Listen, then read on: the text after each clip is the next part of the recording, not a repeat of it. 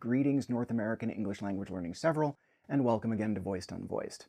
I'm Jim Snowden, your guide to North American English pronunciation. As always, please like, comment, and subscribe. I'm going to pack the cab at Harvard Yard.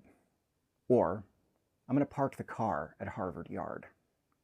The first way I said that sentence is an exercise actors use to train for a part of a North American English accent that became fashionable in movies a few years back, the Boston accent. The Boston accent is one of a few North American accents that feature the dropped R, or to be more technical about it, the non-rhotic R. What do we mean by rhotic versus non-rhotic Rs? Well, let's talk about it. Rhoticity is the feature of the R consonant that makes it sound a bit like the revving of an engine. This sound can have a bit of a roll in it, where the tip of the tongue comes into light contact with a hard palate, as is often heard in Scottish, Irish, and some Indian English dialects. Or it can make a revving noise with the tongue curved only partway up and not contacting the hard palate or velum, as is the case with most North American English accents. UK English, however, particularly Southern UK English accents, drop the R after vowels, unless it's followed by another vowel. So while a UK English speaker will always pronounce a rhotic R in the name Roger, they'll drop the R in a word like never. This tendency affects an entire class of vowel sounds known as R-controlled vowels. So while most Americans would pronounce the following words with a rhotic R, girl, corn, star, and pear, most UK speakers would pronounce them with the R reduced or silent. Girl, corn, star, pear. There are UK accents that still use rhotic Rs, especially in the Southwest around Cornwall, and there are some US accents, the Boston accent, some New York City accents, and American Southern accents, especially those around the Carolinas, Georgia, Mississippi, Alabama, and Louisiana, where non-rhoticity is the norm. There is also a historic US accent that is rarely spoken now that featured a non-rhotic R, the transatlantic accent. This accent was a product of East Coast upper crust culture that blended Northeastern American English and received pronunciation. It was also taught to stage actors to help improve their elocution. The transatlantic accent was popularized when the movies switched from silents to talkies in the late 1920s, and demand for actors with clear speaking voices spiked. To hear examples of the transatlantic accent, I suggest looking up footage on YouTube of the actor Katharine Hepburn, the American President Franklin Delano Roosevelt, and the magazine editor and essayist George Plimpton. The accent is rare now, however, partly because of the rise of more naturalistic acting and diction styles in the decades after 1950 in American film and television. What I've described here is really just an entry point into the matter of dropped Rs and rhotic Rs in English. Each accent has its variations, and the rules can be complex. For study purposes, I recommend focusing on the North American rhotic R, which comes in tip of the tongue and back of the tongue variants, and work from there. It's the most common R sound in the US.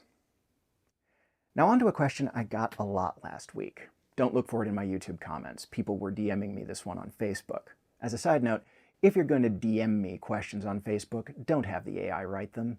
They come out looking the same, and I'm never sure whether I'm answering a bot or a human. The question in question was, how do I improve my English pronunciation?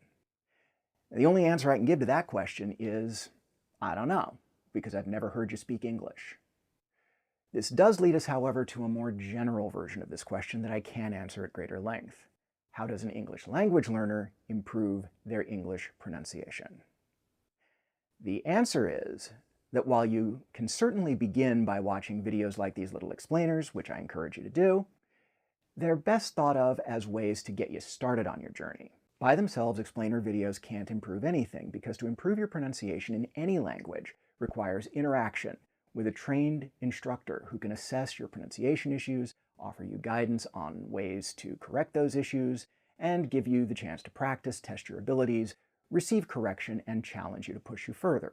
There are no shortcuts when it comes to all this, and whether you're taking an online course like the one I offer, or you're taking a class from a local learning center or institution of higher learning, you need to settle in for a process that will take some time and sometimes make you feel uncomfortable. If you were to start a course with me, the first thing I'd ask you to do would be to complete an assessment. It usually takes about 30 to 45 minutes, and it involves your at first saying individual words, then whole sentences and paragraphs.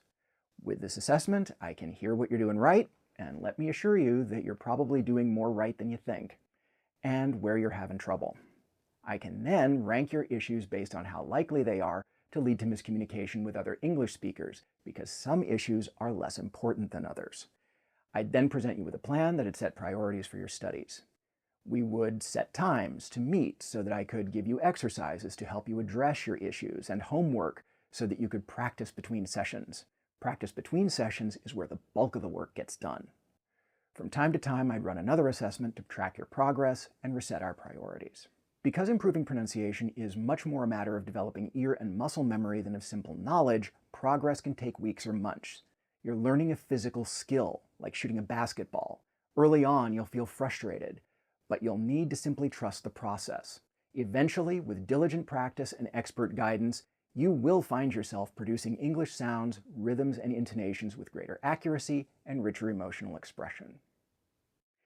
Now, if you'd like to learn the North American English R that is common to most US speakers, I can tell you more about it as part of my course on the sounds of North American English on Thinkific, link in the description below. If you enjoyed this video, please like, comment, subscribe, and click the bell to be notified when new videos drop. Questions left in my DMs or my comments, and comments are better for both the algorithm and for your fellow learners who might also be able to answer your question, will all be read. I'll pick my favorite question each week and answer it in the following video. In the meantime, thank you so much for your kind attention, and I'll see you next time.